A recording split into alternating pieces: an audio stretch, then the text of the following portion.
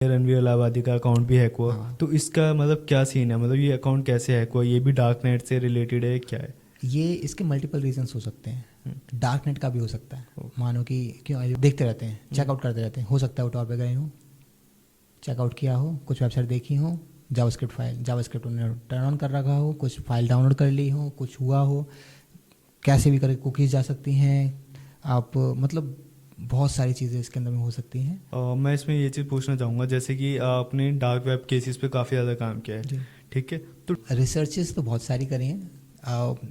Start हम dark web से ही करते हैं कि कैसे ये स्टार्ट हुआ था। हम्म, राइट, आपने पता है टॉर के बारे में, तो टॉर 2004 में आ गया था कि हाँ चलो ठीक है, इसका एक लाइसेंस आ चुका है, ओपन सोर्स है, लोग यूज़ कर सकते हैं।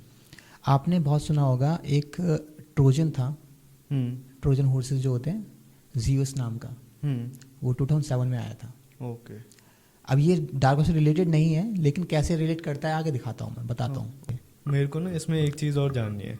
जैसे आप कह रहे हो कि हम डार्क वेब पे जो भी डार्क नेट है उस पे हम बिटकॉइन का यूज़ करते थे, हाँ, लेकिन जो भी ये करेंसी बनी है इसका एक अथोराइजेशन होना ज़रूरी है, बिल्कुल। ठीक है? लेकिन इस चीज़ का अथोराइजेशन पहले ही दे दिया था, मतलब अगेन गवर्नमेंट ने। ऑथराइजेशन, ये जो बिटकॉइन है, जो ब्लॉकचेन है, वो डिसेंट्रलाइज्ड है, हम्म, सेंट्रलाइज्ड नहीं है, तो हम्म। कोई ऑथराइजेशन नहीं है। तो फिर इसका वैलिडेशन कैसे आया कि ये बिटकॉइन इतनी वैल्यू अच्छा, का है, और इनको बाइंग हाँ, सेलिंग कैसे हो रही इसके है? लिए आपको ब्लॉकचेन समझना पड़ेगा, ब्लॉकचेन कैसे वर्क करता है। हम्म, तो ब्लॉकचेन मान लो एक कमरे में 100 लोग हैं, हम्म, 100 लोग में जो 51 लोग बोल रहे हैं ना सही है, हम्म। वही सही है, ओके। 49 लोग बोल रहे हैं वो गलत है, वो गलत है। हेलो गाइस, आज का हमारा पॉडकास्ट बहुत ज़्यादा इंटरेस्टिंग होने वाला है। आपको टाइटल थंबनेल देख के समझ ही आ गया होगा कि आज हम किस चीज़ पे बात करने वाले हैं। आज का हमारा स्पेशल टॉपिक है डार्क वेब की स्टोरीज़ को हम डिस्कस करेंगे, उनके केस स्टडीज़ को, और जानेंगे कि वेब अटैक्स वगैरह ये चीज़ कैसे होती है। इन्हीं सब चीज़ों पे बात करने के लिए आज हमने बुलाया अपनी स्पेशल गेस्ट को, अनुभव सिंह को, जो कि एक नेटवर्क सिक्योरिटी एनालिस्ट है एंड रिसर्चर भी है। तो उनसे हम बात करेंगे कि ये चीज़ डार्क वेब में केसेस कैसे होते हैं, उनको वो कैसे हैंडल करते हैं ये सब चीज़ें, और इसके बिहाइंड द सीन क्या होता है, मतलब लोग इसे कैसे ऑपरेट करते हैं और कैसे अनोनिमस रहते हैं। तो गाइस चलिए शुरू करते हैं। हेलो अनुभव भाई, हाय, कैसे हो आप? मैं ठीक हूँ भाई। तो भाई मैं पहले तो आपसे ये बोलना चाहूँगा कि आप मेरी ऑडियंस को थोड़ा सा बता दो अपने बारे में कि आप क्या करते हो, ताकि मेरी ऑडियंस आपसे कनेक्ट कर पाए। ठीक है, तो बेसिकली मैं एक सिक्योरिटी एनालिस्ट हूँ, साथ साथ में नेटवर्क आर्किटेक्ट भी हूँ। तो ज़्यादातर काम मेरा होता है वेबसाइट्स पे जो अटैक्स होते हैं उनको कैसे मिटिगेट करेंगे। अभी मैं करंटली वर्क कर रहा हूँ किसी ऑर्गेनाइजेशन के अंदर में, उस ऑर्गेनाइजेशन में इनके मल्टीपल प्रोडक्ट्स हैं, राइट, उन प्रोडक्ट्स को कैसे सेव करना है अटैकर से। अभी रिसेंटली कुछ अटैक्स हुए भी थे, परफॉर्म हुए थे, इसमें एक रैंसमवेयर अटैक भी था, तो उसको हम लोगों ने मिटिगेट किया था। उससे रिलेटेड होता है। बाकी अभी हम जो बात कर रहे हैं डार्क वेब के बारे में बात करने वाले हैं, राइट। तो क्योंकि एक केस ये जो था मेरा वाला रैंसमवेयर वाला, वो थोड़ा डार्क नेट से रिलेटेड था, तो उसको हम डिस्कस करने वाले हैं आज। ओके। तो अनुभव भाई, मैं आपसे पहले ये जानना चाहूँगा, जैसे कि आजकल डार्क वेब का इतना ज़्यादा ट्रेंड चला है, वेब अटैक्स इतने ज़्यादा हो रहे हैं आजकल। रिसेंटली मैंने इतनी सारी न्यूज़ पढ़ी है, इतने ज़्यादा ब्लॉग्स पढ़े हैं इन चीज़ों के बारे में कि एकदम से बूम आ गया है साइबर अटैक में, साइबर वार में। तो ये चीज़ें क्या है, क्यों हो रही है आजकल, इतना ज़्यादा ट्रेंड भी क्यों बढ़ रहा है? अच्छा, बेसिकली अभी पता है कि भाई जैसे टेक्नोलॉजी बढ़ती चली जा रही है, हर बंदे के हाथ में मोबाइल फ़ोन है, राइट। उनसे रिलेटेड स्कैम्स चलते हैं, राइट। लोगों को पता चल रहा है कि हाँ भाई टेक्नोलॉजी किस के लिए बनी है और कैसे हम वर्क कर सकते हैं इसके ऊपर में। अब जैसे जैसे पहले जैसे चोरी हुआ करती थी, हाँ। घरों में पैसा रहा करता था, अब घरों में पैसा नहीं है, बैंक में पैसा है। अब क्रिप्टो करेंसीज आ चुकी हैं, लोग उसमें इन्वेस्ट करते हैं। अब आप एक नॉर्मल चोर है, वो चोरी तो कर नहीं पाएगा। उस मान लो मोबाइल फ़ोन भी चोरी कर लिया उसने, तो उसमें पासवर्ड्स वगैरह फलाना ढिमकाना होता है। तो अब जो आप ये बोल सकते हो कि जो चल रहा है अभी ट्रेंड, ये इन्हीं का है कि हाँ भाई साइबर सिक्योरिटी में साइबर क्राइम्स होते रहते हैं, राइट। तो अब उसका ट्रेंड चलने वाला है, मतलब बहुत चलेगा अभी बहुत सारे अटैक्स हो रखे हैं, बहुत चलते रहते हैं। बड़ी ऑर्गेनाइजेशंस होती हैं इनके पीछे, जो स्टेट स्पॉन्सर्ड हैकर्स होते हैं, हम जानते हैं नॉर्थ कोरिया को ऑलरेडी, राइट। तो बहुत सारे ऐसे और भी हमारे कंट्रीज़ हैं जो इन स्टेट स्पॉन्सर्ड हैकर्स को हायर करते हैं एंड देन ये क्राइम करवाते हैं। ओके। हम देखेंगे, मतलब मल्टीपल इवेंट्स ऐसे हो रखे हैं जिसमें ऐसी चलती रहती हैं। अच्छा, डार्क वेब की जब हम बात करते हैं तो कई लोग बहुत कंफ्यूज रहते हैं कि भाई डार्क वेब, और कई लोग तो इसमें रिलेट कर देंगे टॉर को सीधा। आपने सुना होगा कि टॉर को ज़्यादा वो नेगेटिव इन्वायरमेंट ले लिया जाता है, कि टॉर पे जो भी जाता है वो ज़्यादातर इलीगल एक्टिविटीज़ होती हैं, वो सब चीज़ें। बिल्कुल, ये एक ना वो बोलते हैं मानवता की जो मानव है उसका धारणा बन चुकी है। हाँ। कि भाई मतलब ये है कि अगर टॉर बंदा काम कर रहा है, टॉर मतलब डार्क वेब, अच्छा, इसमें हम 3 चीज़ें होती हैं basically, surface web, deep web और डार्क वेब। कई लोग ना डीप वेब को डार्क वेब का हिस्सा मान लेते हैं कि हमारी डीप वेब बोलो या डार्क वेब बोलो, दोनों सेम ही हैं, राइट? ऐसा एक्चुअल में नहीं होता है। आप डीप वेब आप बोल सकते हो जो चीज़ आपके सरफेस वेब पे दिखाई नहीं देती। एग्जाम्पल के लिए आपने गूगल पे कुछ डाला, आपको दिख गया, वो वेब पेज दिख गया आपको, ठीक है, तो वो तो सरफेस वेब हो गया। अच्छा, डीप वेब बोलते हैं हम लोग बेसिकली क्या, जो आपको सरफेस वेब पे नहीं मिल रहा, ठीक है। मतलब एग्जाम्पल के लिए आपके कुछ सोशल मीडिया पेजेस होते हैं जो प्राइवेट पेजेस होते हैं, वो आपको दिखाई नहीं देंगे डायरेक्टली सरफेस वेब पे, वो डार्क वेब थोड़ी ना है, वो डीप वेब है, राइट? डीप वेब का पार्ट होता है डार्क वेब, जहाँ पे आप इलीगल एक्टिविटीज़ में शामिल होते हो, that is dark web. Okay. Deep web अगर आप ये बोल सकते सरफेस वेब आपका 10% है डीप वेब का, राइट? मैं डीप वेब हटा देंगे उसमें से। और डार्क वेब डीप वेब का ये बोल सकते 80% है। ओके। तो ज़्यादातर जो आप देखोगे चीज़ें थोड़ी इलीगल जो होती है, इलीगली मिलेंगी आपको। और अगेन डार्क वेब सिर्फ टॉर नहीं है। बहुत कन्फ्यूजन आती है लोगों को कि भाई डार्क वेब मतलब टॉर पे जाना है, अपने को सर्च करना है एंड देन वहाँ में मार्केट प्लेस में सीधा पाएंगे हमारी शॉप खुली पड़ी है, हाँ मिल जाएगी, हमें कैसे वर्क करता है। ऐसे डार्क वेब वर्क नहीं करता। हाँ, मैं बताया नेटवर्क आर्किटेक्ट भी हूँ मैं, तो क्योंकि ये सारी चीज़ें नेटवर्क से रिलेटेड है। रीज़न ये है कि प्रोटोकॉल्स यहाँ पे वो बहुत वर्क करते हैं। अब डार्क वेब में एग्जाम्पल के लिए बिटकॉइन, राइट? क्या है बिटकॉइन? It's a protocol. तो एक करेंसी है जिस तरीके से यूज होता है। वो करेंसी बाद में बनी, it was a protocol actually. Okay. Bitcoin एक प्रोटोकॉल है, आपने बिटटोरेंट देखे होंगे, बिटटोरेंट वगैरह, दैट इज आल्सो प्रोटोकॉल। अच्छा, ये कोई सॉफ्टवेयर वगैरह नहीं, हाँ यूटोरेंट सॉफ्टवेयर है जो वर्क करता है बिटटोरेंट के ऊपर में। बिटटोरेंट का एक प्रोटोकॉल है, ओके, राइट? ऐसे ही आपने देखोगे पहले बहुत चले थे ये, आज से 5 साल पहले की चैट्स चल रही थी, एनोनिमस चैट्स, राइट? उनके प्रोटोकॉल्स थे, IRC प्रोटोकॉल, टॉक्स प्रोटोकॉल, इन प्रोटोकॉल पे वर्क करता था। अभी हम देखेंगे कि आगे यही प्रोटोकॉल्स कैसे हम लोग डार्क वेब में इलीगल थिंग्स में लोग यूज़ करते हैं। मतलब आप ये कहना चाह रहे हो जो भी हमारे प्रोटोकॉल से वही जाके अब यहाँ पे करेंसी बन गया है उस चीज़ को एनोनिमस रखने के लिए। हाँ, बिटकॉइन एक you can say like bitcoin जो है आपका एक प्रोटोकॉल था, जिससे मल्टीपल चीज़ों आप यूज़ करते हो, राइट? आपने सुना होगा ब्लॉकचेन्स के बारे में, राइट? तो ब्लॉकचेन का एक प्रोटोकॉल बिटकॉइन था, देन बिटकॉइन करेंसी में वो कन्वर्ट तो नहीं बोलेंगे, लेकिन हाँ वो आप करेंसी एक बन गई उसकी। ओके। तो बिटकॉइन को मल्टीपल करेंसीज यूज़ करती हैं, उसमें बिटकॉइन एक वन ऑफ देम है। हाँ, लेकिन मैंने ये भी सुना है कि इन चीज़ों की अथोराइजेशन बहुत कम ही कंट्रीज़ ने करी है, जैसे इंडिया में तो बैन है हर एक करेंसी, और यहाँ तक कि इंडिया अपने खुद का करेंसी निकाल रहा है, कुछ रुपये करके उन्होंने शायद बिटकॉइन चालू किया था। अभी ये इनिशियल स्टेज पे है, आगे देखते हैं क्या होता है। क्या है ना कि क्रिप्टो करेंसी से अभी इंडिया में अंडर डेवलपमेंट कंट्री है, लोगों को ज़्यादा जानकारी नहीं है, मतलब है लेकिन अगर आप पोर्शन लेके चलोगे कि भाई कितने पोर्शन को है इन्फॉर्मेशन, कितने को नहीं है। अगर ये क्रिप्टो करेंसी को यहाँ पे अलाउ कर भी देते हैं ना, तो यहाँ पे फ़ायदा कम नुकसान ज़्यादा होने वाला है लोगों को, इसलिए इन लोगों ने अभी इसको दबा भी रखा है। जैसे ही देखेंगे, जैसे लोग थोड़े मैच्योर होते हैं in the terms of technology, then they are going to allow it. मैं इसमें ये चीज़ पूछना चाहूँगा, जैसे कि आपने डार्क वेब केसेस पे काफ़ी ज़्यादा काम किया है, ठीक है? तो डार्क वेब केसेस आप हमसे कुछ डिस्कस कर सकते हो जिनमें आपने बहुत ज़्यादा काम किया हो, बहुत ज़्यादा रिसेंटली कोई केस हो? रिसर्चेस तो बहुत सारी करी हैं। स्टार्ट हम डार्क वेब से ही करते हैं कि कैसे ये स्टार्ट हुआ था, राइट? आपने पता है टॉर के बारे में, तो टॉर 2004 में आ गया था कि हाँ चलो ठीक है, इसका एक लाइसेंस आ चुका है, ओपन सोर्स है, लोग यूज़ कर सकते हैं। आपने बहुत सुना होगा एक ट्रोजन था, ट्रोजन हॉर्सेस जो होते हैं, ज़ीओस नाम का, वो 2007 में आया था। ओके। अब ये डार्क वेब से रिलेटेड नहीं है, लेकिन कैसे रिलेट करता है आगे दिखाता हूँ, मैं बताता हूँ, राइट? तो ट्रोजन आया वो 2007 के आसपास में, 7 में ही आया था। उसका जो क्रिएटर था वो आज तक पता नहीं चला है कौन है, किसने उसे क्रिएट किया था। सबसे अच्छा मेरे को ये लगता है, अब जितने भी आप देखोगे ना बॉटनेट्स बन रहे हैं, ज़्यादातर में आपको दिखेगा ज़ीओस का कोड है। मतलब 2007 में किसी बंदे ने वो कोड लिखा, अभी तक 2024 आ चुका है, अभी तक हम लोग उस कोड में से उठा के चीज़ें लेके आ रहे हैं, राइट? अब मुझे पता नहीं, टाइम ट्रैवल करके बंदा पीछे गया था, उसने कोड लिखा है, एंड ऐसे करा, और उसने 3 साल के अंदर में, हाँ 3 साल में उसने कहा कि मैं गिव अप कर रहा हूँ, अब मैं कोड नहीं लिखने वाला हूँ, ज़ीओस मेरा लास्ट था, अब मैं इसको बिड करने वाला हूँ, एंड जो बंदा हायर बिड लगाएगा मैं उसको ये कोड दे दूंगा। ओके। तो उस टाइम पे एक बंदा था, उसका नाम मेरे को याद नहीं आ रहा, नाम भूल गया हूँ मैं। तो उन्होंने स्पाई आई नाम से एक बॉटनेट क्रिएट किया था जो जियोस की कॉपी थी, कॉपी तो नहीं बोलेंगे, कुछ चेंजेस थे। तो उन्होंने जियोस को खरीदा बिड में, राइट। बिड कैसे चली होगी? Over the dark web, bitcoin वगैरह में। हाँ, बिटकॉइंस में। बिटकॉइन आपका आगे 2008 के अंदर में और 2010 में मतलब ठीक ठाक था इसका। अच्छा, ये बिटकॉइन की जो वैल्यू बढ़ी है आपकी, ये नॉर्मल वे से नहीं बढ़ी है, ये एक्चुअली डार्क वेब आया है तभी ये बढ़ी है। अभी हम देखेंगे सिल्क रोड जो था वो कैसे गया आगे।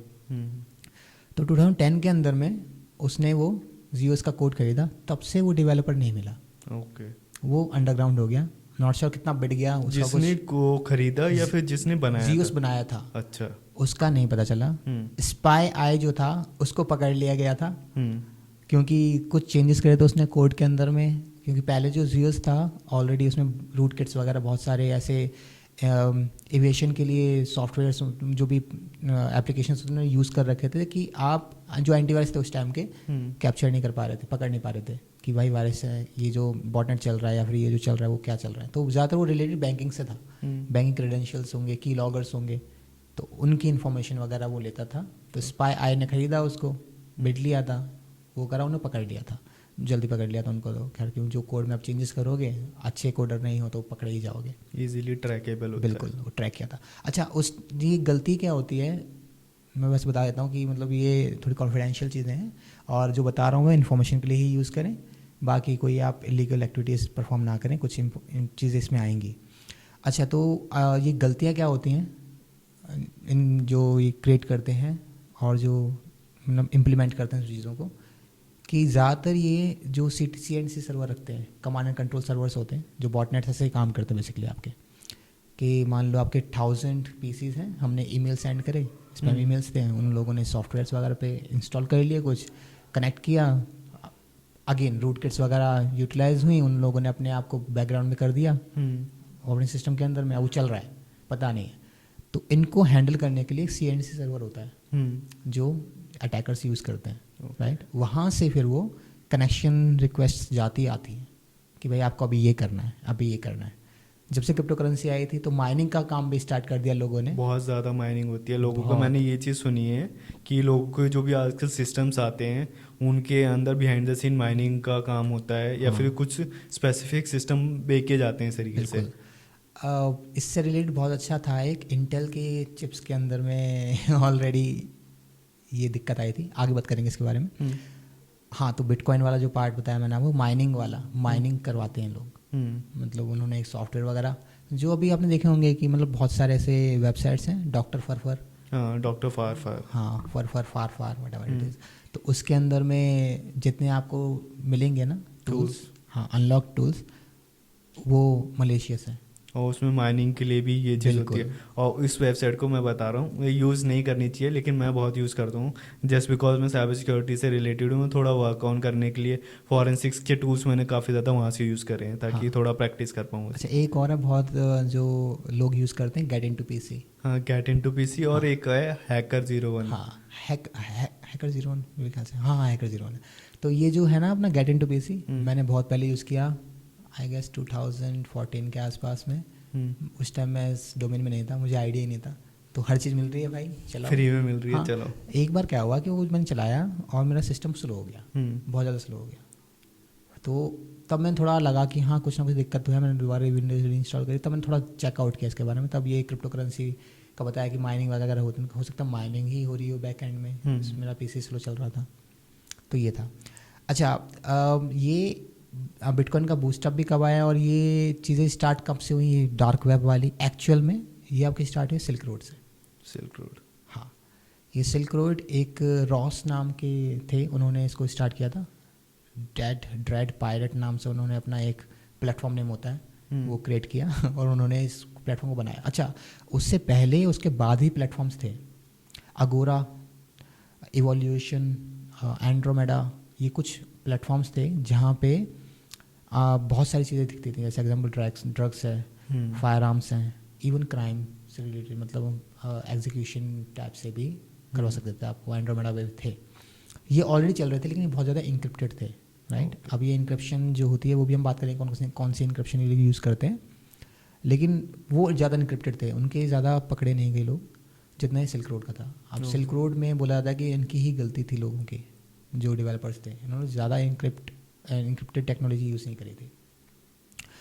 और एक चीज़ होती है ना कि मतलब कोई बिहाइंड द सीन काम करता है, एक होता है उस खुल के सामने आ जाता है, तो बाकी जो प्लेटफॉर्म्स थे वो बिहाइंड द सीन बिल्कुल चिपक के काम कर रहे थे। और इनका तो भाई था कि पैसा कमाना है तगड़ा, तो आगे फ्रंट पे आ गए।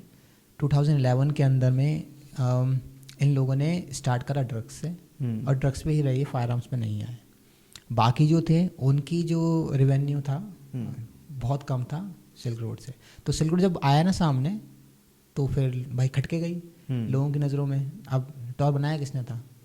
यूएस ने, जो उनकी नेवी थी, उन्होंने मतलब एक पॉल नाम के थे मैथमेटिशियन, उन्होंने अपनी कुछ टीम के साथ में इसको क्रिएट किया था। उसके बाद में पॉल की मदद से ही एक निक एंड रॉजर नाम से 2 मैथमेटिशियन थे, इन लोगों ने इसको 2002 के अंदर में कहा कि चलो हम इसको बाहर लेके जाएंगे, क्योंकि उनका ये था कि जो लोग हैं जैसे कि पॉलिटिकल से रिलेटेड हैं और लोग चाहते हैं कि हाँ भाई सच सामने आए, तो उनकी प्राइवेसी बची रहे। उनका रीज़न ये था टॉर को लेके आने का।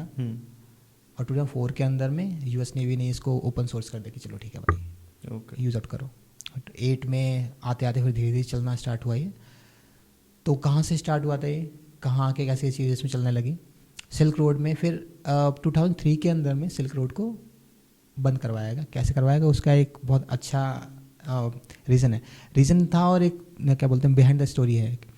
इसमें ये था कि जैसे दिखाई दिया 11 के अंदर में, अच्छा 2 साल लग गए इसको बंद करने में। 11 में ही उसने अच्छी खासी कमाई कर ली थी, लेकिन 2 साल लगे इसे बंद करने में। रीज़न ये कि टोर का जो आर्किटेक्चर है ना, अभी तक वो ऐसी टेक्नोलॉजी यूज़ कर रहे हैं एज कटिंग की, मतलब पूछ मत, बहुत अच्छी टेक्नोलॉजी है, अभी तक उसका कोई काउंटर मेजर नहीं मिला है। अच्छा 2014 में एक ऑपरेशन चला था आपका, ऑपरेशन ऑनोनिमस मेरे ख्याल से ऑनिमस कुछ ऐसे कुछ था, मैं भूल गया हूँ अभी, ऑनिमस करके होगा। तो उस ऑपरेशन के अंदर 14 में चला था ये। तो उन लोगों ने मतलब बेसिकली इसमें आपके जर्मन, इंग्लैंड, यूएस, स्पेन से रिलेटेड था, हाँ ये कुछ कंट्रीज थी जिनके इंटेलिजेंस ब्यूरोज जो होते हैं वो लगे हुए थे कि हाँ भाई क्या करना है अपन को, क्योंकि जो सर्वर्स थे ना ज़्यादातर जर्मनी के अंदर में थे, इंग्लैंड के अंदर में थे। ये सर्वर्स C2C सर्वर्स थे जो वर्क कर रहे थे। बॉटनेट से रिलेटेड भी था, ये डार्क वेब से रिलेटेड भी था। अच्छा 13 के अंदर में सिल्क रोड जो था हमारा बेसिकली वो क्लोजर हुआ था, बंद कर दिया उसको। फिर सिल्क रोड 2.0 आया, तो 2.0 के लिए फिर ये निकाले थे, जैसे कि आपका ये मान लो डार्क वेब की जो है हाइड्रा एक था, रशियन बेस्ड आपका वेब मार्केट था, यही डार्क मार्केट था। हाइड्रा हो गया, सिल्क 2.0 हो गया। अगोरा वगोरा के लिए इन लोगों ने इतना ध्यान दिया नहीं, जो सिक्योरिटी एजेंसीज थे। रीज़न ये था कि मतलब वो एक तो बहुत वे में काम कर दे कि हाँ भाई इतना लेना है, आज का इतना डील हुआ, क्लोज करना है, बंद कर देना है। इनका नहीं था, इन्होंने एक डोमेन लिया, .onion डोमेन होता बेसिकली टॉर के ऊपर में। अगोरा, एवोल्यूशन, एंड्रोमेडा क्या करते थे, 1 महीने तक वो डोमेन चलाया, डोमेन चेंज, अच्छा डोमेन चलाया, डोमेन चेंज, अच्छा शिफ्ट करते रहे। बिल्कुल, सिल्क रोड का ऐसा कुछ नहीं था, उन्होंने चलाना है तो चलाना है, हमें तो पैसा कमाना है। जब 13 में पकड़े गए, फिर दोबारा से ये मान लो कि मतलब 2-3 अक्टूबर में पकड़े गए थे, अब जनवरी में नया निकल के आ गया 2.0, 1-2-3 महीने में निकल के आ गया 2.0, अल्टरनेटिव निकाल दिया, वही सिल्क रोड 2.0। तो उसके लिए एक डेफकॉन नाम से मतलब प्लेटफॉर्म था, डेफकॉन एक डेवलपर थे 26 ईयर्स के, शायद स्पेन की ही थे, हाँ। तो उसको पकड़ा गया था, वो चला रही थी उसको, फिर अगेन वो बंद हुआ, देन दोबारा 3.0। तो मतलब जितने लोग लगे हुए थे उसके अंदर में धीरे धीरे आए। अच्छा जो वो वाला था ना अपना सिल्क रोड जो स्टार्टिंग वाला था, वो पकड़ा कैसे गया? एजेंट था एक, होमलैंड सिक्योरिटी एजेंट थे, उसमें से एक एजेंट उस डेवलपर टीम का हिस्सा बन गया था। अच्छा, मतलब वो कनेक्टेड रहा सिल्क रोड से। अच्छा बात ये होती है कि इनको पकड़ना बहुत ज़्यादा डिफिकल्ट होता है, टॉर का आर्किटेक्चर में बताया आपको बहुत डिफरेंट है, प्रॉक्सी चेंज की वजह से उनको ट्रेस नहीं कर पाते। अच्छा प्रॉक्सी तो एक सॉफ्टवेयर है जो हम यूज़ करते हैं, इसमें क्या होता है बेसिकली आपके कि 3 नोड्स होंगे, मान लो एक ये नेटवर्क है, आप नेटवर्क के इस साइड हो और इस साइड और नेटवर्क है। आप अगर कनेक्ट करना है किसी वेबसाइट से, तो वेबसाइट आपकी यहाँ पे, राइट। तो कनेक्ट करने के लिए आप पहले टॉर नेटवर्क में आओगे, वहाँ से आपको 3 नोड मिलेंगे। एक गार्ड एंट्री नोड हो गया, देन मिडल नोड हो गया, एक एग्जिट नोड हो गया। एग्जिट रिले हम रिलेज बोलते हैं बेसिकली।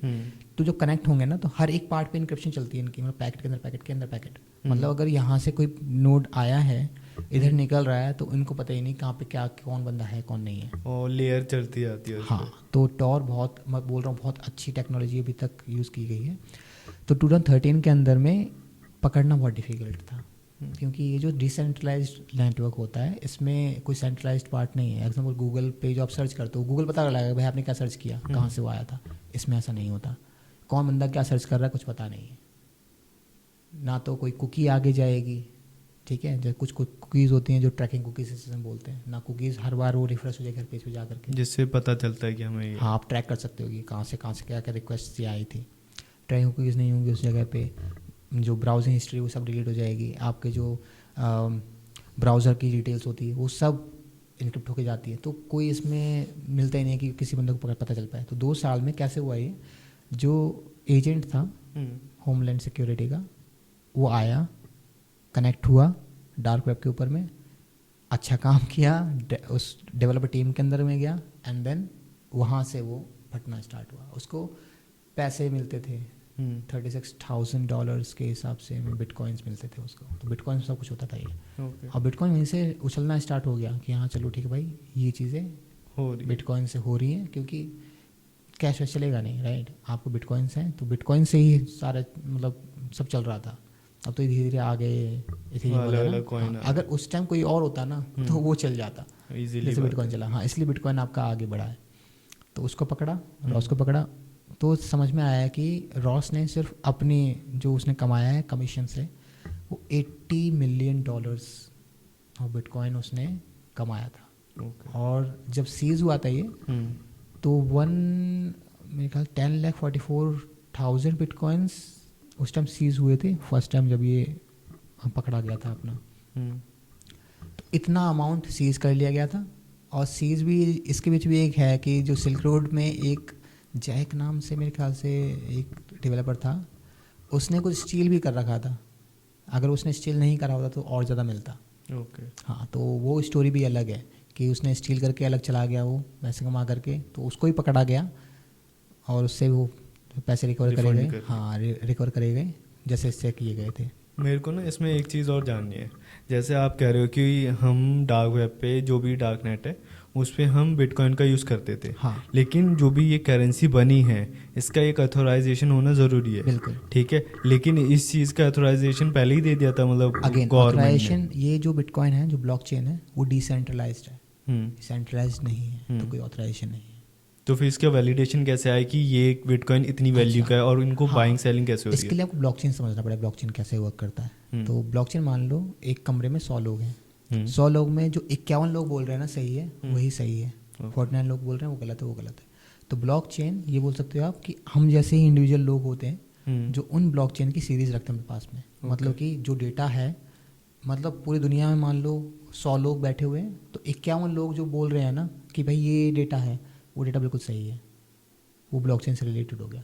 जब ब्लॉकचेन समझ जाओगे ना तो बिटकॉइन का आराम समझ जाओगे, बिटकॉइन कैसे वर्क करे कैसे वर्क नहीं करे। तो ब्लॉकचेन्स अभी ये वीडियो में बताना थोड़ा डिफिकल्ट पड़ेगा, आपको समझना डिफिकल्ट पड़ेगा। तो मैं चाह रहा हूँ बस आप सिर्फ लेमैन लैंग्वेज में बताओ। हाँ। जैसे मेरे बेसिक सा क्वेश्चन है कि मान लो हम डार्क वेब पे डील कर रहे हैं, बिल्कुल ठीक है, अगर वो कॉइन बिटकॉइन अगर गवर्नमेंट ने अथोराइज नहीं किया तो मतलब बिटकॉइन की वैल्यू 0। बिल्कुल। अगर गवर्नमेंट ने अथोराइज किया होता तो उसका मतलब जो भी रुपीज़ में जैसे भी किसी भी करेंसी में वैल्यू होती है वो मानी जाती। ठीक है, ठीक है। अब जब मान लो हमने इसकी कोई वैल्यू ही डिफाइन नहीं करी तो बिटकॉइन को हम कैसे काउंटेबल कर सकते हैं या फिर इन रिटर्न ऑफ कैश में कैसे कर सकते हैं? ठीक है, इसको एक काम से समझ सकते हैं हम लोग कि बेसिकली बिटकॉइन है एक लेजर, हाँ, राइट। उस लेजर की कुछ वैल्यू है कि वो जो उस पर आप लिखा पढ़ी कर रहे हो कि ये ट्रांजैक्शन हुई। अब जैसे आप बैंक को चार्जेस देते हो, राइट, कि मतलब एसएमएस चार्जेस देते हो, उसको पैसे रखने का देते हो कि हाँ आप पैसा रख रहे हो, वो आपको इंटरेस्ट देती है, लेकिन कुछ चार्जेस काटती है आपसे। तो वो चार्जेस उस लेजर पे मान लो आप कि लेजर को मेंटेन रखने के चार्जेस लग रहे हैं, वो चार्जेस हो गए, और जो ट्रांजैक्शन हो रही है उसकी कॉन्फिडेंशियलिटी की वैल्यू। ओके। समझ आ गया आपको? तो ये बिटकॉइन की वैल्यू मान लो आप कि मतलब बिटकॉइन में कैसे वर्क करता है, आपने सुना होगा माइनिंग बहुत होती है। माइनिंग क्या है? माइनिंग यही है, ट्रांजैक्शंस को मैथमेटिकली, क्योंकि उनको इंक्रिप्ट करना पड़ता है, उनको स्टोर करना पड़ता है ब्लॉक्स के अंदर में, राइट? उसकी वैल्यू होती है जो आप बिटकॉइन की वैल्यू बोलते हो, उसमें कितना पावर कंजप्शन हुई है। इसमें ना एक मैंने मूवी भी आई थी, शायद इंडिया में भी आई है, एक बॉलीवुड मूवी बनी है जिसमें मनीष पॉल ने काम किया हुआ है। उसमें बिटकॉइन का रिलेटेड और माइनिंग के रिगार्डिंग काफ़ी कुछ था। वीडियो उसकी मूवी का नाम नहीं पता, मैं आपको इस पर दिखा दूंगा वीडियो में कि कौन सी मूवी थी, तो एक बार आप चेक करना उसे। ठीक है, मैं वो चीज़ काफ़ी मैंने देखा है कि वो भी सेम चीज़ कंसेप्ट पे है। ये basically power of work POW और POS करके कॉन्सेप्ट होता है ब्लॉकचेन के अंदर में। जब समझेंगे उसको तो अभी POW चल रहा था बेसिकली, इथेरियम में भी वो चेंज कर रहे हैं इसको, POS में आ रहे हैं, उससे माइनिंग कम हो जाएगी। तो माइनिंग का जो प्रोसेस है वो इससे रिलेटेड ही है कि कैलकुलेशंस होती हैं, आपका पावर जा रहा है, CPU GPU यूज़ करते हैं, GPU पावर जा रहा है, कंजप्शन हो रही है, तो उन सब चीज़ों का एक, अब गैस का नाम भी ले लेता हूँ मैं यहाँ पे, गैस यूनिट होती है। तो बहुत सारी चीज़ें हैं इसके अंदर में, अभी बस समझने के लिए बिटकॉइंस में वो काम हो रहा था और ऐसे ऐसे काम हो रहा था, ये बिटकॉइंस से ऊपर बढ़ गया। फिर 3.0 आया, वो भी बंद हो गया, ऐसे ही चलते रहे सारे के सारे ये। तो 2014 में मैंने बताया आपको ऑनिमस नाम से जो ऑपरेशन था उसमें चला था, मल्टीपल वेब मार्केट्स थे वो गए थे, साथ साथ में चैट्स जो इंटरनेट रिले चैट्स होते हैं उनमें फोकस किया गया था। और ये अच्छा क्रिप्टो करेंसी रिलेटेड आपका बहुत से, मान लो बहुत सारी क्रिप्टो करेंसी आपके पास में फ्रॉड से, जैसे ये आई है, इनके पास में आई, इन्होंने उसको वाइट कैसे किया, बताया कैसे कि भाई ये चीज़ें ऐसे ऐसे करा है। तो उस वहाँ पे एक अपना एक बोलते हैं टेक्नोलॉजी आती है जिसे हम बोलते हैं क्रिप्टो मिक्सिंग। ओके। तो उसमें क्या करते हैं ये लोग, जैसे मान लो बिटकॉइन है, मल्टीपल अकाउंट्स हैं, उन अकाउंट्स के थ्रू मान लो एक पूरा पूल है, उस पूल में उन्होंने पैसा डाला, मैंने मान लो 3000 बिटकॉइंस डाले, ओके, इतना अमाउंट डाला, और वो उस पूल से कभी इधर गया पैसा, उधर गया, एट द एंड आकर के आपको वही पैसा वापस मिल गया, लेकिन अब उसे ट्रैक करना मुश्किल है। तो क्रिप्टो करेंसी ट्रम्बलिंग बोलते हैं, ट्रम्बलिंग बोलते हैं इसको, राइट? Crypto currency trembling. अच्छा, साथ साथ में अभी तो मान लो बिटकॉइन था, बिटकॉइन से ही होता हुआ चला गया पूल के अंदर में। फिर इन लोगों ने एक चीज़ और करी कि क्या था वो, मतलब जंप करना स्टार्ट कर दिया कि ये आपकी क्रिप्टो करेंसी है, हम बिटकॉइन में वर्क कर रहे हैं, अमाउंट डाल बिटकॉइन के अंदर में, अब वो मल्टीपल क्रिप्टो करेंसी में चला जाएगा। मतलब जरूरी नहीं कि बिटकॉइंस के थ्रू ही होके आपको मिल रहा है अकाउंट, नहीं, मोनरा में चला जाएगा, इथेरियम में घुस जाएगा, मतलब अलग अलग जा करके अलग अलग बिटकॉइंस में, अलग अलग क्रिप्टो करेंसीज के अंदर में आपने पूल बनाया, उसमें मल्टीपल क्रिप्टो करेंसीज के अलग अलग अकाउंट्स हैं, वहाँ पे गए, एट द एंड आपको उतना पैसा मिल गया, कुछ कमीशन काटते थे। तो ऐसे भी प्लेटफॉर्म्स थे जिन पे फोकस करा गया 2014 के अंदर में इस ऑपरेशन के थ्रू। ओके। और इनको भी क्लोज किया गया। मतलब इनके आसपास की और भी जितनी साइट्स हैं जो भी अलग अलग एक्टिविटीज़ पे वर्क कर रहे हैं उनको डाउन किया गया। हाँ, क्रिप्टो हॉपिंग बोलते हैं उसको। ओके। तो हॉप करना from one crypto currency to different crypto currency using that mixing technique. Okay. ऐसे बहुत सारे टूल्स थे सरफेस वेब के ऊपर में जो आप खुद कर सकते थे, उनको डिलीट कर दिया गया है। अभी मिल जाएंगे आपको बहुत सारी ऐसी वेबसाइट्स अभी भी हैं। अच्छा, ये जो अभी काम चल रहा है ना, अभी भी चल रहा है बेसिकली, यहाँ पे ये लोग थोड़े ज़्यादा मैच्योर हो चुके हैं। इनका क्या होता है वो मैंने बताया था ना आपको, एंड्रोमेडा का, भाई कुछ टाइम तक चलाया ये ऑन इनसाइट, हटा के फिर अल्टरनेटिव निकालते रहते हैं। अब इसमें 3-4 चीज़ ज़रूरी हैं, लोग होने चाहिए कुछ ज़्यादा आपके पास में, अलग अलग दुनिया के होने के ऊपर, राइट? मल्टीपल असेट्स चाहिए ये काम करने के लिए। अब आप मान रहे हो ना, मतलब मान लो अगर अमेज़ॉन है, अल्फ़ाबे के बारे में बताया था मेरे ख्याल से आपको, गौरव लास्ट टाइम आए थे तो अल्फ़ाबे भी इससे रिलेटेड ही है पूरा। अल्फ़ाबे हो गया, हाइड्रा बताया मैंने आपको। तो ये पकड़े क्यों गए? इसलिए पकड़े गए हैं, इन्होंने बना दिया, रख दिया, छोड़ दिया। भाई टाइम लगता है, ये नहीं कि आप ऐसे, हाँ आप डिक्रिप्ट नहीं कर पाओगे। अच्छा, तरीका भी है इसको डिक्रिप्ट करने का, लेकिन वो थियोरेटिकली पॉसिबल है, प्रैक्टिकल अभी तक हुआ नहीं है। इसमें ये है कि भाई टॉर में अगर आप हो, जो एंट्री एग्जिट टाइमिंग बेस के ऊपर में होता है। अच्छा, इसके लिए 2014 के अंदर जब उन लोगों ने बहुत सारे सर्वर शट डाउन किए थे ना, अमेरिकन सिक्योरिटी एजेंसी थी यूएस की, उनके जो एक अच्छे खासे टॉप नॉच ऑफिसर थे, उन्होंने बोला कि हम लोगों के पास में इसका 0 डे है, टॉर का 0 डे है। तो इसके रिप्लाई में जो टॉर को मैनेज करती है ऑर्गेनाइजेशन, उनके एक अच्छे खासे रेपुटेड पर्सन थे, उन्होंने बोला कि इसका कोई आपके पास में नहीं है, आप बस बोल रहे हो ताकि लोग यूज़ ना करें, अगर है तो दिखाओ। ऐसा कुछ आया ही नहीं, मतलब 0 डे टॉर का था ही नहीं, उन लोगों ने बस बोलना स्टार्ट कर दिया। पता कैसे लगाया था इन सब चीज़ों के बारे में? थ्रू एजेंट्स गए प्लेटफॉर्म के ऊपर में, उन्होंने पकड़ा, उन्होंने देखा, वो जब एक्चुअल में घुस गए कि हाँ भाई चलो ठीक है हम भाई ये डेवलपर बनेंगे उस चीज़ के, तब हुआ। तो इंटरनल थ्रेट्स थे सारे के सारे, ये एक्सटर्नल थ्रेट नहीं था टॉर के अंदर में, सारे इंटरनल थ्रेट्स थे। मतलब जो भी विद इन द मिलिट्री के और भी लोग हैं वो ही कह रहे थे कि हमारे पास इसका वर्नेबिलिटी भी है जो हम उसका वो थी ही नहीं, अच्छा वो है ही नहीं, लेकिन उन्होंने अपने एजेंट्स लगा रखे थे, इसलिए वो सब पकड़ में आए, नहीं पकड़ में नहीं आते। अभी भी टॉर पे ये चलती हैं, लोग थोड़ा ज़्यादा कॉशियस हो चुके हैं। रीज़न ये है कि यूएस ने बहुत सारे अपने नोट्स डाल रखे हैं टॉर के खुद के अंदर में, कि कई गार्ड नोट्स उनके हैं, कई एग्जिट नोट्स उनके हैं। अब उनके लिए बहुत ईजी है, गार्ड नोट पे जो जा रहे हैं उनको पता है इनक्रप्शन कैसे तोड़नी है उसकी, लास्ट में टाइमिंग का सेट कर लेंगे वो। तो अभी ये मान सकते हैं कि ऑन द कैमरा बोल रहा हूँ मैं, 40% के आसपास में जो टॉर नोट्स हैं वो उनसे रिलेटेड ही होंगे अभी इस टाइम पे, मतलब यूएस मिलिट्री के यूएस से रिलेटेड होंगे, या जितनी सिक्योरिटी एजेंसीज हैं वर्ल्ड वाइड उनसे रिलेटेड होंगे। अगर ये चाहें कि ये जॉइंट ऑपरेशन क्यों करते हैं, इसलिए तो करते हैं ताकि इजीली वो हो जाए। आप कुछ होंगे, इनके कुछ होंगे, उनके कुछ होंगे, कुछ तो मिलेगा कहीं ना कहीं से, कुछ तो मिलेगा। अब एट दी एंड मान लो जर्मन के ही सर्वर्स हैं, आएंगे तो उनके पास में, हाँ हो सकता है वो कहीं और दूसरी जगह से आ रहे हो, लेकिन एट दी एंड आ कहाँ पर रहा है इन्फॉर्मेशन, वहीं आ रही है, तो उनको उनसे बात करनी ही पड़ेगी, राइट। तो जितने ऑपरेशन हुए हैं क्रिप्टो करेंसी के अंदर में जॉइंट हुए हैं, अकेले या नहीं कर सकता बंदा, मल्टीपल लोग हैं। अब हम जैसे यूज़र्स भी हैं जो टॉर पे रहते हैं, हम भी रिले बन रखे हैं, हमारे थ्रू भी इंफॉर्मेशन जा रही है आगे, राइट। तो ये सब चीज़ चलती रहती है। और इसमें रिलेटेड मैं जानना चाहूँगा, जैसे अभी रिसेंट में काफ़ी ज़्यादा केसेस हो रहे हैं इंडिया में, इवन दो ये रणवीर अलाहाबादी का अकाउंट भी हैक हुआ, तो इसका मतलब क्या सीन है, मतलब ये अकाउंट कैसे हैक हुआ, ये भी डार्क नेट से रिलेटेड है, क्या है ये? इसके मल्टीपल रीजंस हो सकते हैं, डार्क नेट का भी हो सकता है। मानो कि क्यों अहलुवालिया जो हैं वो बहुत देखते रहते हैं, चेकआउट करते रहते हैं, हो सकता है वो टॉर पे गए हों, चेकआउट किया हो, कुछ वेबसाइट देखी हो, जावास्क्रिप्ट उन्होंने टर्न ऑन कर रखा हो, कुछ फाइल डाउनलोड कर ली हो, कुछ हुआ हो, कैसे भी करके कुकीज़ जा सकती हैं आप, मतलब बहुत सारी चीज़ें इसके अंदर में हो सकती हैं। इवन जो बॉट नेट चल रहे हैं अभी वो डार्क वेब के थ्रू चल रहे हैं, पहले ऐसा नहीं था, पहले बताया ना C2C सर्वर्स थे, अब यहाँ पे लोग थ्रू टॉर जा रहे हैं। 2013 में ऐसा एग्जाम्पल आया था एक हमारा, जिसमें ऐसा हुआ था। हो सकता है कि कुछ किया हो इन्होंने, या फिर ब्रूट फोर्सिंग बहुत काम करता है नॉर्मल वे में, कि मतलब ईमेल आईडी मेरे पास में है, मैंने ब्रूट फोर्सिंग स्टार्ट करी, अगेन टॉर बीच में आएगा, आपने क्या करा, आप प्रॉक्सी एजेंट्स की बात कर रहे थे, एक रिक्वेस्ट को मैं मल्टीपल सर्वर से सेंड आउट कर रहा हूँ, ना तो मेरा रेट लिमिटिंग की दिक्कत है, मैं कर सकता हूँ।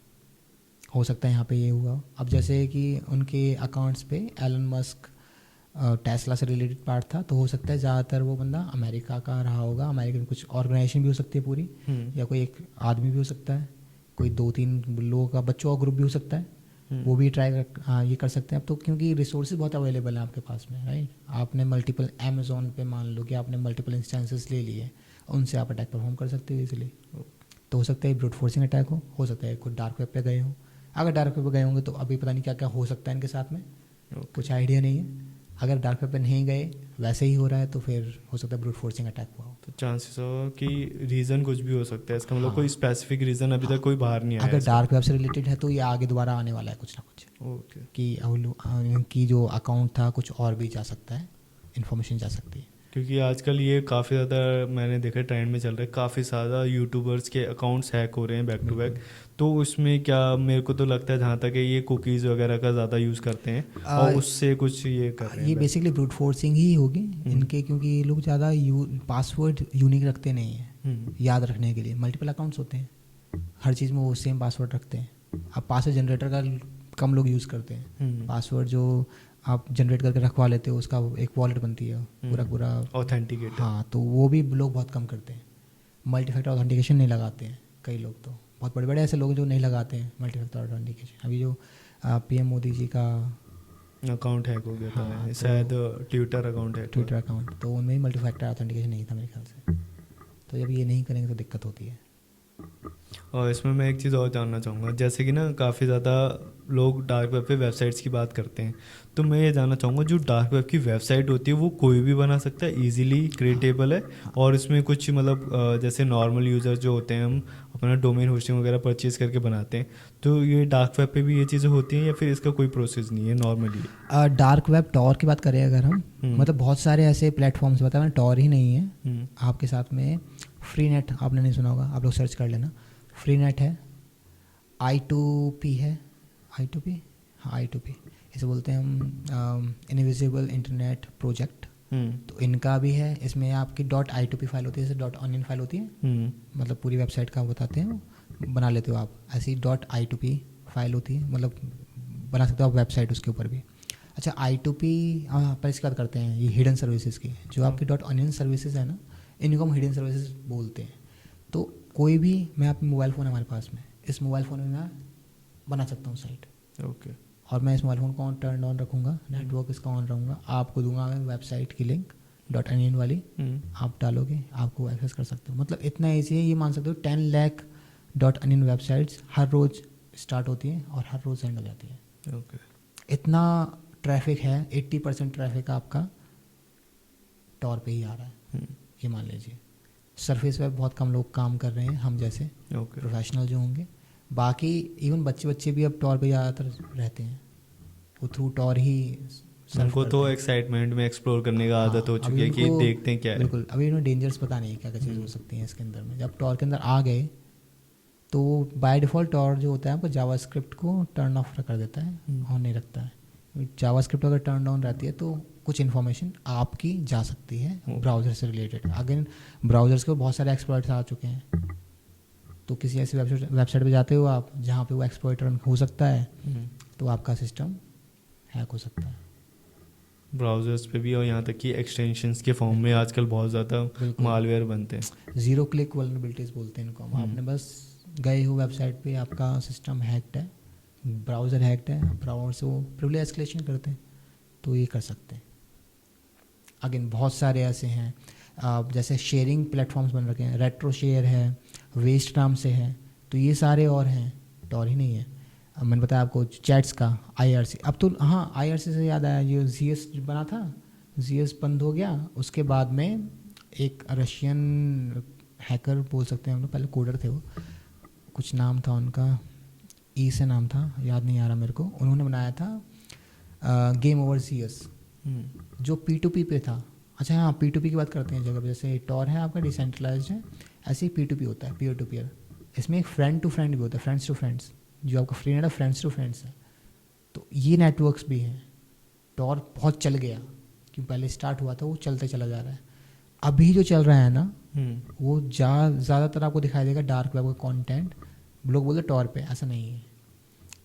एग्जाम्पल के लिए मार्केट में जैसे ड्रग डीलर्स की बात करते हैं, नया ड्रग डीलर बहुत कम आएगा, पुराने वाले बहुत रहेंगे। अब वो लोग टॉर पे नहीं है, उन लोगों ने प्राइवेट नेटवर्क क्रिएट किया यूजिंग I2P या फिर आपका फ्री नेट क्रिएट करा। इसमें क्या होता है कि मान लो मैं आपको ट्रस्ट कर रहा हूँ, आप किसी को ट्रस्ट कर रहे हो, आप उसको डाल सकते हो उसके अंदर में, उस नेटवर्क के अंदर में, वो प्राइवेट नेटवर्क हो गया आपका, आप क्रिएट कर सकते हो। अब जितना सब कुछ चल रहा है वो इनके ऊपर ही चल रहा है, यूजिंग दिस IRC चैट्स चल रहा है। बॉटनेट्स यूज़ कर रहे हैं सब चीज़ों को, IRC बॉटनेट यूज़ कर रहा है। जो ZS बताया मैंने आपको, गेम ओवर ZS, ये IRC पे वर्क कर रहा था, P2P कनेक्शन पे वर्क कर रहा था, ये टॉर का यूज़ नहीं कर रहा था, मतलब अनियन राउटिंग का यूज़ नहीं, ये गार्लिक राउटिंग का यूज़ कर रहा था। I2P गार्लिक राउटिंग है, ओके। ये अनियन राउटिंग थी टॉर, उनका थोड़ा अलग फंडा था, इनका अलग फंडा। इनमें क्या है कि फ्रेंड्स हैं हम लोग, मैं भी सर्वर बन सकता हूँ, आप भी सर्वर बन सकते हो, राइट है, तो थोड़ा अनियन से रिलेटेड ही, यहाँ भी क्लाइंट से सर्वर आप बन सकते हो, उसमें थोड़ा ईजी हो जाता है। मतलब प्राइवेट नेटवर्क आप ये कह रहे हो जो विद इन ऑर्गेनाइजेशन हम खुद के सेटअप्स जो लगाते हैं, लेकिन ओवर द नेटवर्क बन रहा है, ओवर द नेटवर्क इन्होंने कनेक्ट कर दिया। एक तो ये होता है कि विद इन ऑर्गेनाइजेशन हो गया, साथ के साथ ये क्या करते हैं, हम हाइब्रिड भी यूज़ करते हैं पब्लिक नेटवर्क, जब हम अदर ऑर्गेनाइजेशन या फिर किसी और स्टेट में कनेक्ट करते हैं। VPN ज़्यादातर लोग यूज़ करते हैं जगह पे, ये VPN नहीं है, बहुत कॉम्प्लिकेटेड सॉफ्टवेयर्स होते हैं, कॉम्प्लिकेटेड इनक्रिप्शन एल्गोरिदम्स होती हैं। एग्जांपल फ्री नेट की बात कर लेते हैं हम। फ्री नेट कैसे काम करता है, ये आपकी बैंडविड्थ लेगा थोड़ी हमेशा के लिए, मतलब जब तक आप चला रहे हो सॉफ्टवेयर को, और आपकी हार्ड डिस्क का एक पार्ट लेगा जो इनक्रिप्टेड रहेगा। ओके। अगर कोई बंदा कोई रिसर्चर है उसको चेक करेगा ना, उसको कुछ नहीं मिलने वाला। अच्छा, कौन सी इंक्रिप्शन यूज़ करते हैं ये लोग? पीजीपी यूज़ करते हैं, प्रीटी गुड प्राइवेसी।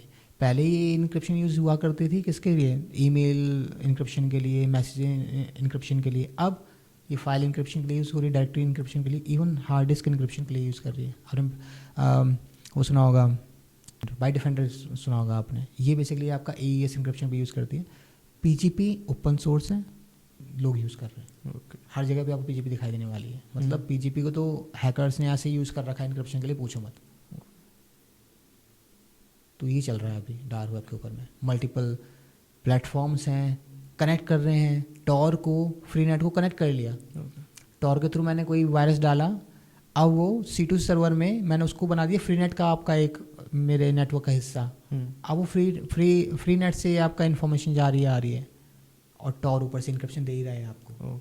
अब इतना कॉम्प्लिकेटेड हो चुका। अभी अटैक ऐसा हुआ नहीं है, लेकिन अगर आगे 2-3 साल में दिखेगा ना आपको, बोलेगा हाँ यार ये तो पता ही था होने वाला है। मतलब बहुत ज़्यादा कॉमन अटैक होने वाले हैं, लेकिन उसको ट्रेसेबिलिटी बहुत ज़्यादा कॉम्प्लिकेटेड होने वाली है उस चीज़ों में। इसमें अगेन मैं बोल रहा हूँ कि कोई इसका टॉर का तो कोई निकला नहीं था 0 डे। अभी इनके निकलेंगे नहीं निकलेंगे कुछ आइडिया नहीं है। रिसर्चर्स तो लगे हुए हैं, लेकिन जो इन्फोर्समेंट एजेंसीज इनके लिए बहुत डिफ़िकल्ट है। पता लगाना, ढूंढना।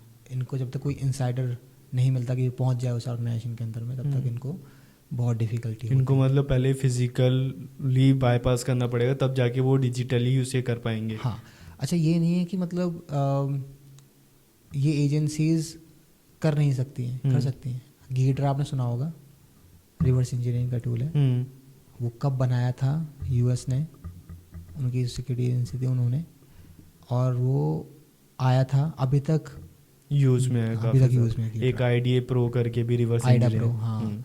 तो ये जो गीड्रा था ना, गीड्रा इससे थोड़ा इम्प्लीमेंट होकर के आइडा बनाया गया था। तो गीड्रा बहुत पुराना है, तो गीड्रा अभी तक हम लोग यूज़ करते हैं। उन लोग फिर ओपन सोर्स कर दिया। ये आया कैसे था? रशियंस ने डार्क वेब पे डाल दिया। उन्होंने हैक किया।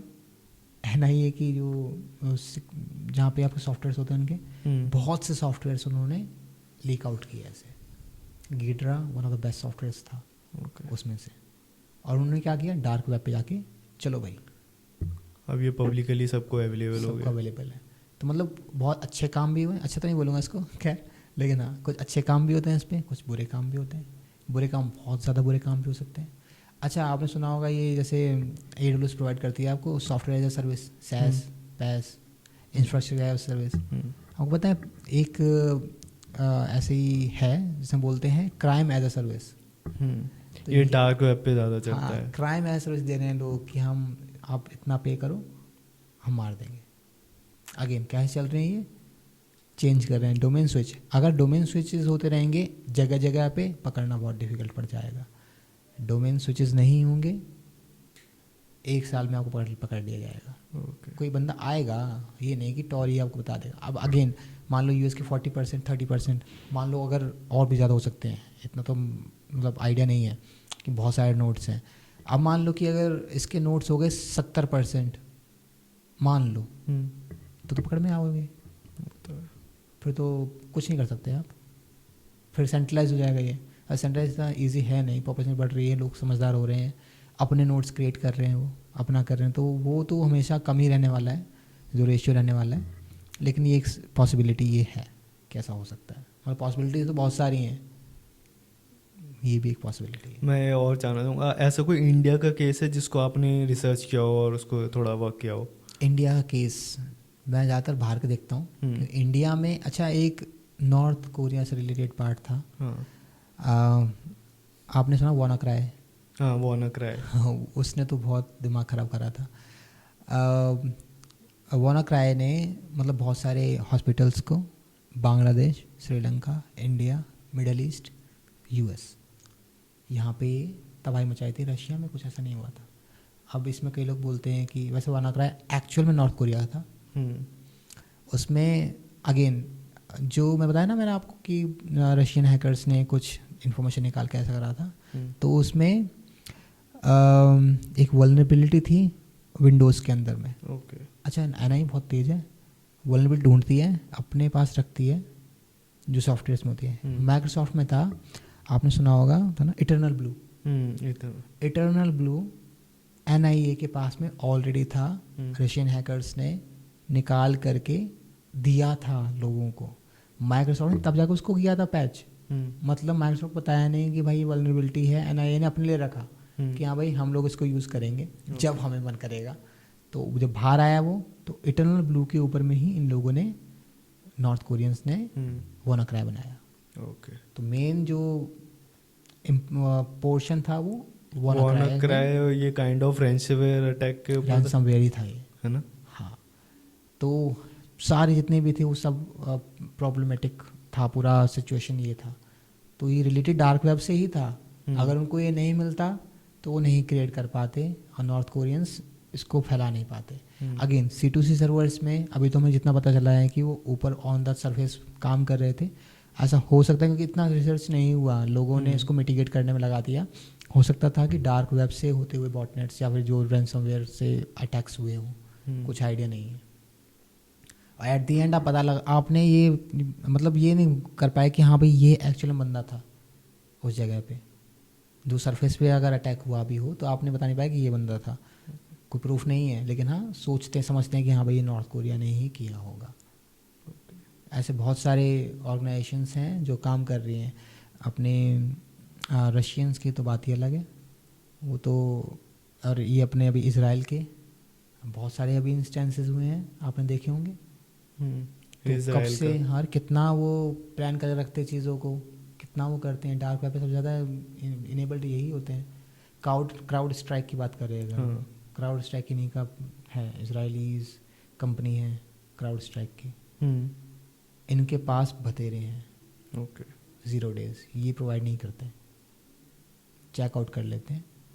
ओके, मतलब बिहाइंड द सीन अपने लिए रखते हैं जब इन द अपकमिंग ईयर्स में कभी भी अटैक करना की दिक्कत है कि ये ना अपने पास रखते हैं। फिर अगेन कुछ ऐसे रशियंस या फिर अपने इंडिया में भी है एक कर्नाटका के अंदर में ग्रुप, वो भी अच्छा खासा काम करता है। ओके, हाँ, तो सर्च करेंगे तो मिल जाएगा। वो ग्रुप भी ठीक ग्रुप है, उन्होंने भी ऐसे बहुत सारे काम किए हैं। इसके अलावा कोई और केस है जिसे आप थोड़ा बता सकते हो? हाँ, एक ये बताया था मैंने आपको ज़ीउस के ऊपर में, एक गेम और ज़ीउस करके आया था P2P वाला। तो इसके लिए एक ऑपरेशन टोबूर चला था। ओके, तो उस ऑपरेशन के अंदर में इनको पकड़ा गया था। उसी भी इंटरेस्टिंग था। बेसिकली क्या था कि इन लोगों ने बनाया एक नाम था ज़ेबर, ZEBBAR, ज़ेबर ज़ीउस नाम था इस बंदे का। इसने कोड लिया, बनाना स्टार्ट किया। गलती सबकी एक ही होती है। Okay, we code. हाँ, C2C सर्वर हम रखेंगे सर्वर सरफेस वेब के ऊपर में, डार्क वेब का यूज़ नहीं करेंगे। पकड़े ही ऐसे ही जाते हैं कि C2C सर्वर ढूंढा, चेकआउट किया। और हाँ, इसमें आपने OSINT सुना होगा, ओपन सोर्स इंटेलिजेंस टूल्स होते हैं। आप डालोगे OSINT गूगल पे, आपको दिखेंगे बथेरे टूल्स हैं। सरफेस वेब पे कोई भी चीज़ हो रही है ना, आप OSINT टूल से इजीली ट्रैक कर सकते हो। हाँ, ट्रैक कर सकते हो। बहुत सारे टूल्स हैं, गिटहब तो भरा ही पड़ा है इससे। इंटरनली डार्क वेब के ऊपर में आपको टूल्स मिल जाते हैं। चैट्स, ऐसी चैट्स होती हैं IRCs के ऊपर में जहाँ पे लोग सिखाते हैं। अच्छा, 4chan नाम से एक था, टॉर के ऊपर 4chan डालोगे ना दिखेगा। अनोनिमस ग्रुप सुना होगा आपने, राइट? ये हैक्टिविस्ट ग्रुप है।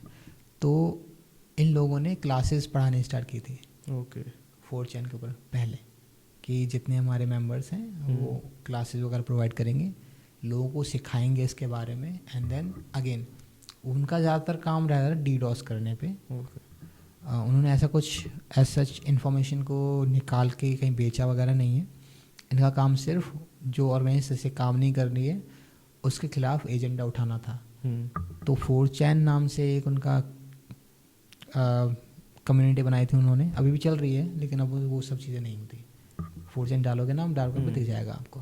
तो उसमें क्लासेस हुआ करती थी जहाँ पे वो सिखाया करते थे। इवन अभी भी बताया मैंने आपको, फ्रीनेट, I2P, इनमें बहुत सारे ऐसे सर्वर्स हैं जहाँ पे ये चीज़ें होती हैं। अगेन इनमें आप डायरेक्टली नहीं एक्सेस ले सकते, इधर you have to be the friend, right? और आप इसको रिसर्च कर रहे हो अच्छी तरीके से कि हाँ भाई कहाँ कहाँ पे कैसी चीज़ें हो सकती हैं। सीखने को बहुत कुछ मिलता है डार्क वेब पे। डार्क वेब वाइट वेब भी है, अगर आप अच्छे वे में लेके चलोगे तो उसको। सीखने के लिए यूज़ करोगे। तो अगर आप सोच रहे हो भाई कि मतलब नॉलेज वही मिलने वाली है आपको, उसको आप गलत यूज़ करते हो तो दिक्कत होगी। ऐसे मल्टीपल ऑपरेशंस हुए हैं, सब में यही था, इनसाइडर बंदा आया उसने ही करा है, टॉर के ऊपर में ऐसी कोई वल्नरेबिलिटी नहीं पाई गई है अभी तक। जो चल रहा था वही है, कुछ हाँ एडवांसमेंट्स आई हैं इसके अंदर में, ज़्यादा आपको ही मिलेगा। इधर ओसेंट का यूज़ कर रहे होंगे क्योंकि सर्विस वेब पे अटैक हुए होंगे, सर्विस वेब पे उन्होंने C2C सर्वर रख रखे होंगे, या फिर कोई भी चीज़ सर्विस वेब पे रिलेटेड होगी तब पकड़े जाएंगे।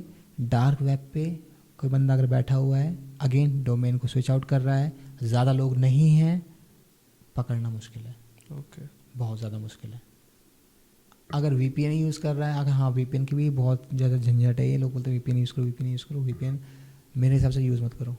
VPN भी मैंने जहाँ तक पढ़ा है इसके बारे में, VPN खुद एक मालवेयर की तरह वर्क करता है। ये सिर्फ आपको क्या करता है ना कि आपको मतलब क्या कहते हैं, आपको हाइड रखने के लिए एक अल्टरनेटिव एक IP दे देता है किसी भी कंट्री की या किसी भी लोकेशन की। वो भी एक सर्टेन पीरियड ऑफ टाइम तक ही काम करती है और बिहाइंड द सीन ये आपका डाटा भी कैप्चर करती है। तो ये चीज़ क्या है, आपको एट द एंड जाके आप पे ही इम्पेक्ट करेगी, कर सकती है। मेरी एक ऑर्गेनाइजेशन है, मेरे पास इतने सर्वर्स हैं, आप मेरे को रिक्वेस्ट सेंड करो, मैं यहाँ से इनक्रिप्ट करके रिक्वेस्ट सेंड करूँगा, अल्टीमेटली मेरे पास सामान रहने वाला है। राइट। इंडिया में नॉट VPN आने वाला था, पता होगा आपको, इसको बंद करवाया कि हमें आप इन्फॉर्मेशन दोगे, हम जब मांगेंगे आप हमें इन्फॉर्मेशन दोगे, आपने मना किया हम नहीं देंगे, तो इंडिया ने मना कर दिया उसको भाई। लेकिन लोगों ने इसका भी अल्टरनेटिव निकाल लिया है। इसका अल्टरनेटिव ये निकाला है, जैसे VPN हटा के लोग अब प्रॉक्सीज चेन करके कुछ एक्सटेंशंस भी आते हैं और कुछ सॉफ्टवेयर आ रहे हैं, भी आपको उसे इंस्टॉल कर लो आप फ़ोन में भी और उसमें भी, तो आपका जो नेटवर्क है वो सिक्योर रहेगा। अच्छा, प्रॉक्सी चेन ज़्यादातर लोग टॉर के साथ यूज़ करते हैं। जब टॉर को अपने डिवाइस में इनेबल करोगे ना, तो एक 9050 या 9040 पोर्ट होता है, आपके सिस्टम पे वो पोर्ट ओपन हो जाएगा। आप कोई भी रिक्वेस्ट ना उस पोर्ट से सेंड करते हो ना, वो टॉर में जाती है। टॉर के एक गेटवे मान लो, टॉर का गेटवे है, राइट। अब प्रॉक्सी चेन्स क्या करती है, एक सॉकेट क्रिएट करती है जो आपके जितने रिक्वेस्ट होंगे, आपने डाला प्रॉक्सी चेन्स, लेट से आप google.com डाल रहे हैं या फायरफॉक्स आपने खोला, तो प्रॉक्सी चेन्स फायरफॉक्स डाला, फायरफॉक्स की विंडो खुल गई। अब जो आप फायरफॉक्स पे सर्च करने वाले हो ना, वो थ्रू प्रॉक्सी चेन्स जाएगा। प्रॉक्सी चेन्स क्या कर रहा है, एट द एंड जो भी आप रिक्वेस्ट सेंड कर रहे हो उसको कहाँ सेंड कर रहा है, टॉर से थ्रू सेंड कर रहा है। प्रॉक्सी चेन्स सॉफ्टवेयर है जो सिर्फ आपके जो आप डालना चाह रहे हो सामान को, जो भी चीज़ भेजना चाह रहे हो, वो एक किसी डोर से भेज देगा, किसी एक अल्टरनेटिव वेज बना रहा है। अब प्रॉक्सीज मल्टीपल प्रॉक्सीज हैं, मतलब आपके पास फ्री प्रॉक्सीज मिल जाती हैं। कई लोग रिसर्चर्स होते हैं जो सिर्फ अपने प्रॉक्सीज दे दी उन्होंने कि भाई ये आपका एक इन्वायरमेंट हो गया, आप यहाँ से डेटा सेंड करो, आगे जाएगा, मैं बस इस डेटा को देखूंगा पढ़ूंगा। तो कई लोग इसका यूज़ भी करते हैं। मल्टीपल प्रॉक्सी मिल जाएंगी आपको जो फ्री होंगी, कई प्रॉक्सीज होंगी वो पेड होंगी जो आपको थोड़ी देती है कि हम इंक्रिप्शन करेंगे, लेकिन हाँ इन प्रॉक्सी पे भरोसा नहीं करें। और मैंने इसके टॉर के रिगार्डिंग कुछ चीज़ें और सुनी है, जैसे टॉर ब्राउज़र जब भी कोई भी इंस्टॉल करता है तो एक तो ये बोला जाता है कि पहले से आपको और VPN या फिर कुछ प्रॉक्सीज लगानी चाहिए, ठीक है। सेकंड थिंग ये है कि जो टॉर ब्राउज़र का एक वो है साइज़ है, उसको चेंज नहीं करना चाहिए। ये रियलिटी है या फिर कोई मिथ है? ये बिल्कुल सही बात है ये। अच्छा, जो टॉर साइज़ का बात करें ना आपने, वो ये होता है कि टॉर ब्राउज़र है, लेजिटिमेट है, आपने कर रखा है, इट्स ओके।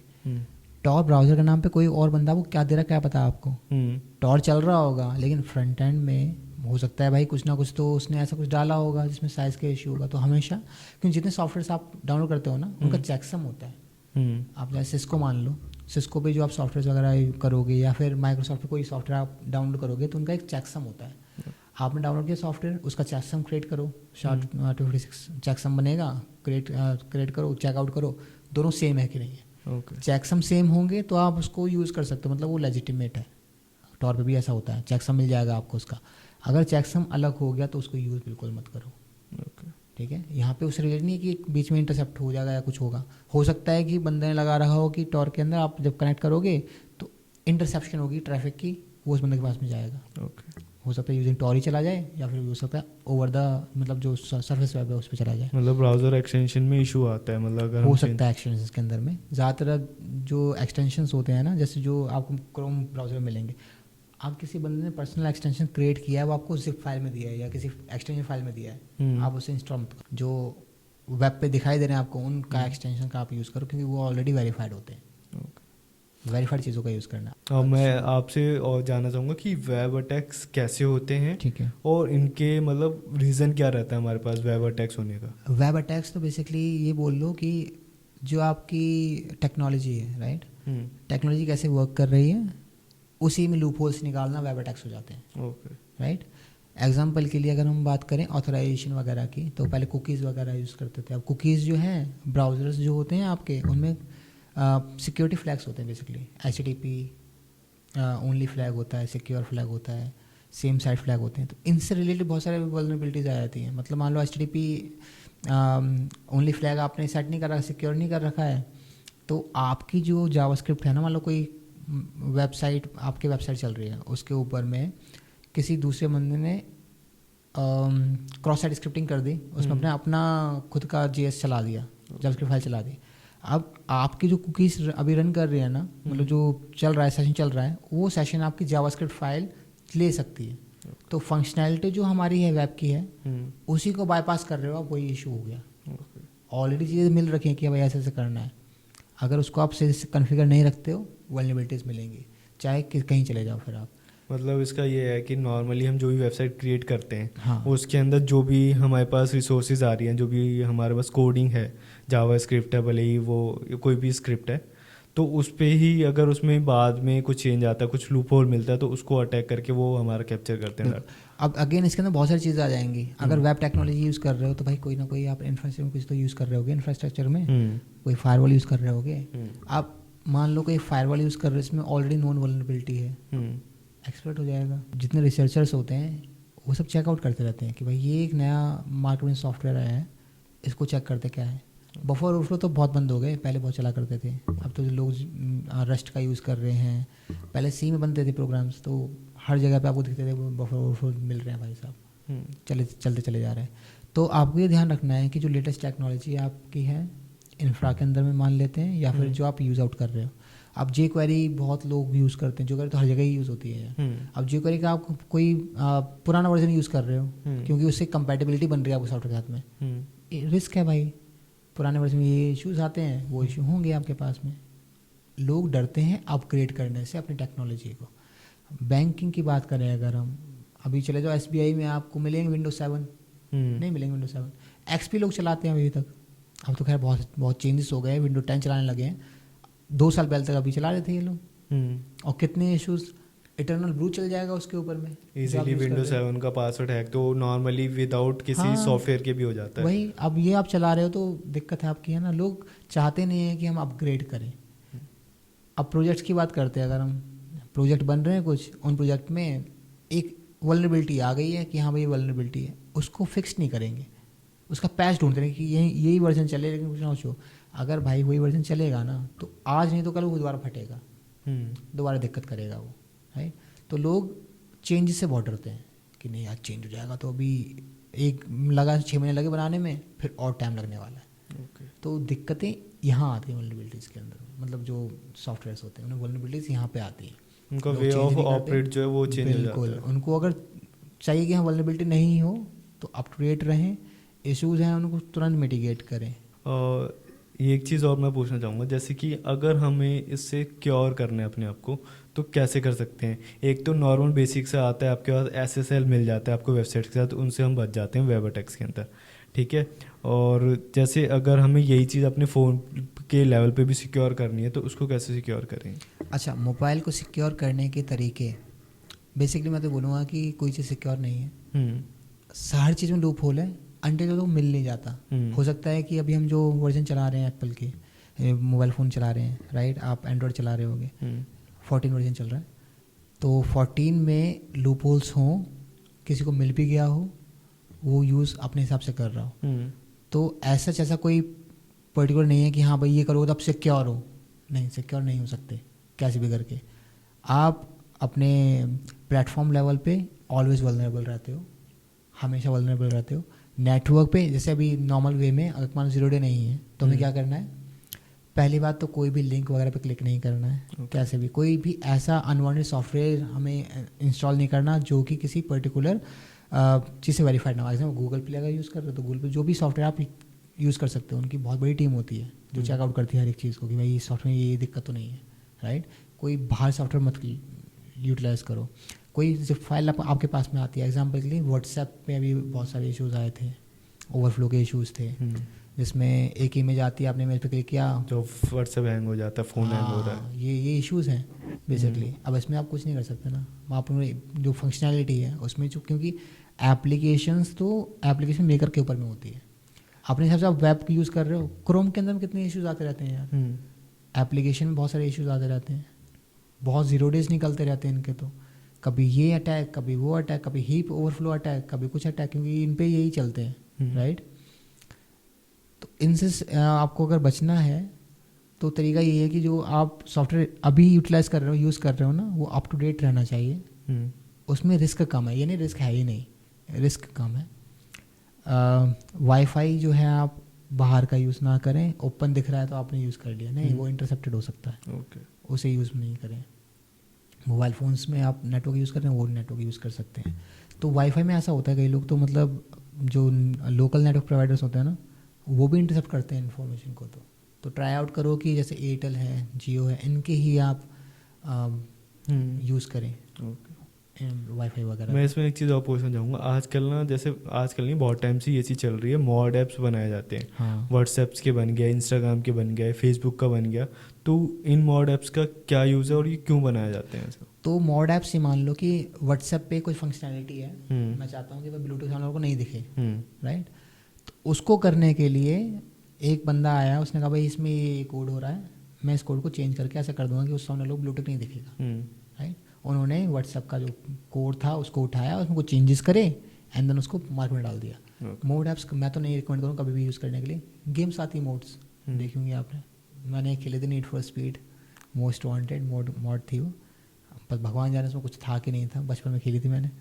तो उन एप्लीकेशंस के अंदर में कोड चेंज होता है, अगेन जब कोड चेंज हो गया है तो उसकी इंटेग्रिटी गई, उसमें चेंजेस हो गए तो इंटेग्रिटी गई, उसमें क्या क्या हो सकता है पता नहीं, अब वो उसी को पता है जिसने कोड किया है। या तो आप रिसर्चर हैं, आपने भाई देखा क्या कोड हो रहा है, कहाँ क्या क्या इन्फॉर्मेशन जा रही है, तो आप चेकआउट कर सकते हो। तो मॉड को तो मैं बोलूँगा नहीं, ये कभी यूज़ मत करो, कर रहे हो तो फिर अपने रिस्क पे करो, यही है।